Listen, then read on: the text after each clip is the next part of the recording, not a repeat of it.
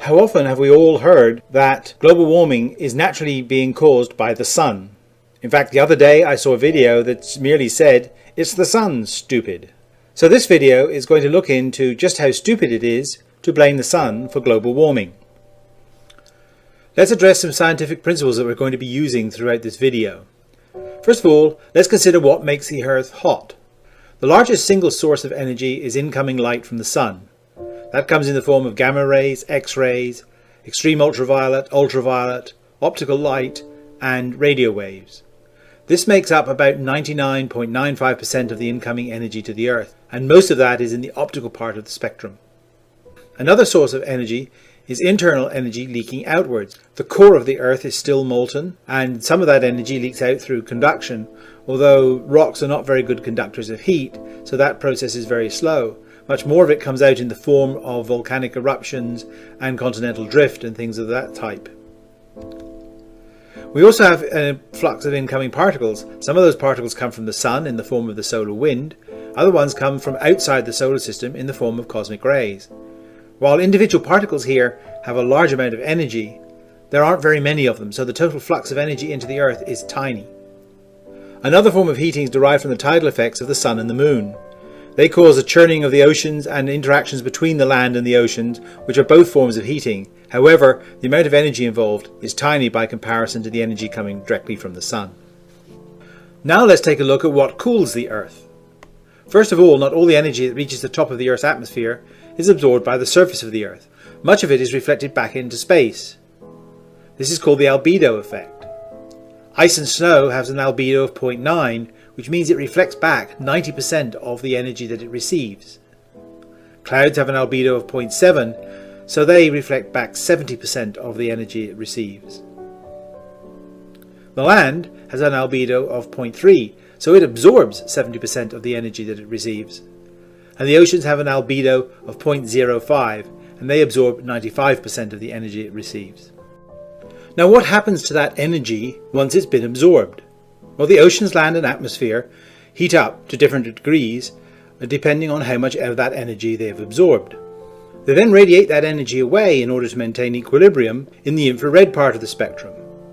The way it works is that the warmer something is, the more energy it radiates, and it tends to radiate that at shorter wavelengths. The cooler an object is, the less energy it radiates, and tends to radiate that energy away at longer infrared wavelengths. But in order for it to maintain equilibrium, that outgoing energy must be equal to the incoming energy. And in a warming world, that is not the case. So it's all a matter of balance. For a stable climate, the incoming energy must equal the outgoing energy. Now, over short periods of time, you can have a small imbalance that will either result in warming or cooling of the planet, but over the longer term, those two quantities should be on average equal. For a cooling planet, the incoming energy must be less than the outgoing energy. Now you can do that one in two ways. You can reduce the amount of incoming energy, or you can increase the amount of outgoing energy. Either way, you'll get a cooling effect on the planet. In a warming planet, the incoming energy must be greater than the outgoing energy. Now again, you can do this in one of two ways. You can have more incoming energy, which is what those that are arguing the sun is producing global warming are saying, or you can have less outgoing energy, which is what the climate experts are claiming in the fact that there's more greenhouse gases in the atmosphere, which is preventing some of that outgoing energy from escaping.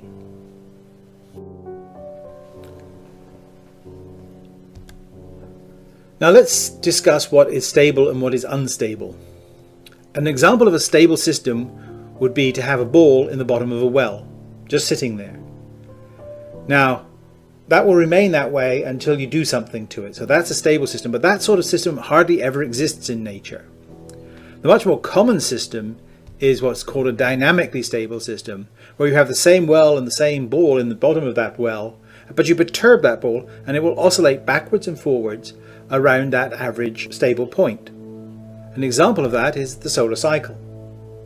Here we have the total solar radiance of the sun oscillating between relatively narrow limits, but always basically the same average value.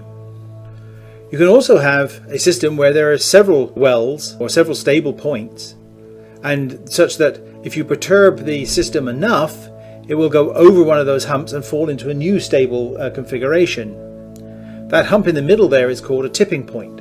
And that's what we're trying to avoid in the Earth's climate system, is going over a tipping point and find a new equilibrium for the Earth's climate that is less desirable for our type of lifestyle.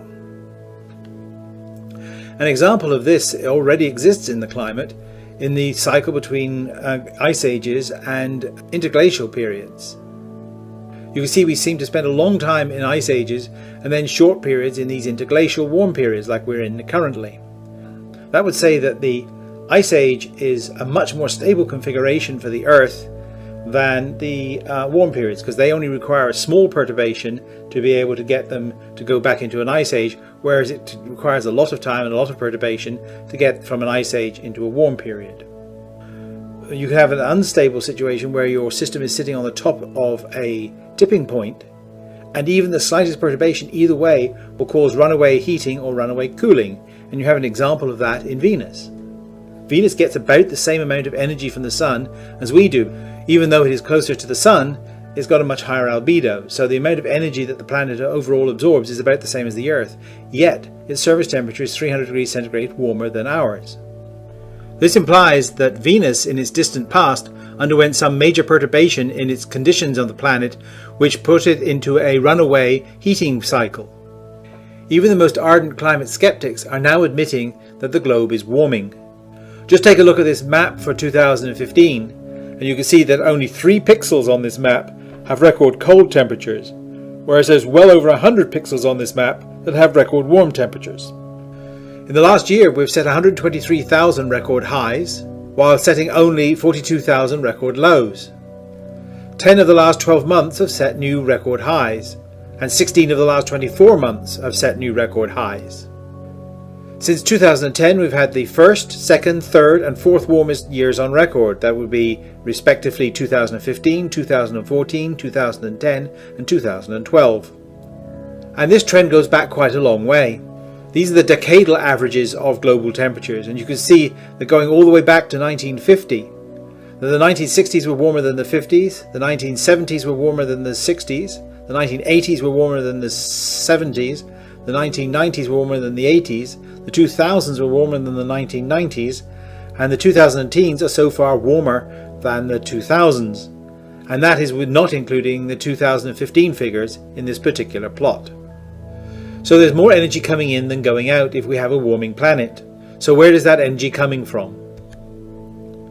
That heating can be caused by one of 3 factors. The sun's energy output is increasing. That's the one that's argued by those that claim the sun is directly causing global warming. More energy is reaching the surface of the Earth. That's the argument used by those that believe cosmic rays are causing global warming. Or less energy is escaping the Earth.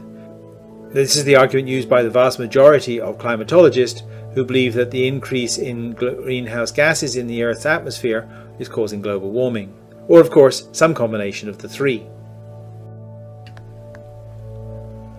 In science, we don't just use qualitative suggestions, we have to use numbers. So here again is the total solar radiance of the Sun over the last 40 years. Now for this to be producing global warming, this trend would have to be upwards. But if you look at the data, the trend is anything but upwards. In fact, it's probably down. You can do this with the maxima of the last 4 cycles, or you can do it with the minima of the last 4 cycles. And the trend is the same, slightly downwards. But what would that trend line have to look like if it was to explain global warming over that same period? It would have to look like this. And clearly that is not the case. So you cannot blame increases in the total solar radiance of the Sun to be explaining global warming. It's just not happening. So what is this theory about cosmic rays causing global warming? It goes something like this. A supernova generates cosmic rays. Those cosmic rays suffuse the universe. Some of them reach the solar system. However, the heliosphere diverts most of them away, the heliosphere being the Sun's magnetic shield. However, some do reach Earth, and they are supposed to interact with the Earth's atmosphere, causing showers of particles. Those particles form nucleation centers for clouds. So the stronger the Sun's magnetic field, the fewer cosmic rays will reach Earth. Fewer cosmic rays means fewer clouds, means warmer planet. This is the classic case of a hypothesis that has failed to make it to a theory. There are a number of reasons for that. Let me just go into some of them. The first is the sun's magnetic field is not increasing, which is required in order to make fewer clouds and let more sunlight to the surface of the Earth. We measure the number of cosmic rays hitting the surface of the Earth, and those numbers are not falling.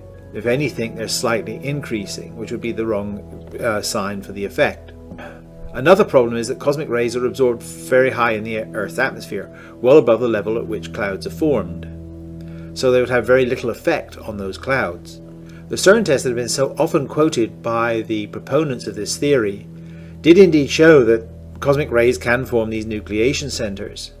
However, they are far too small for water droplets to adhere to them. And lastly, even if all of that were not true and we had far fewer nucleation centers for clouds to form, then it would make no difference, because at the height that clouds form, there are lots and lots of nucleation centers already. We have dust, we have ashes from meteors, and we have pollen. In fact, the atmosphere at those levels is basically saturated with these particles, so adding a few more would make no difference whatsoever. Well, let's draw some conclusions. Based on the measurements of the total solar irradiance, the output of the sun has not changed enough to explain global warming, or indeed even in the right direction. Also, the modulation of cosmic ray flux by the sun's magnetic field cannot explain global warming either. It seems that the dominant cause of global warming is an increase in greenhouse gases and aerosols in the atmosphere, amplified by a resulting change in atmospheric humidity and also the Earth's albedo. So the next time you see someone claiming that the sun is causing global warming, please post a link to this video and just say to them, it isn't the sun, stupid.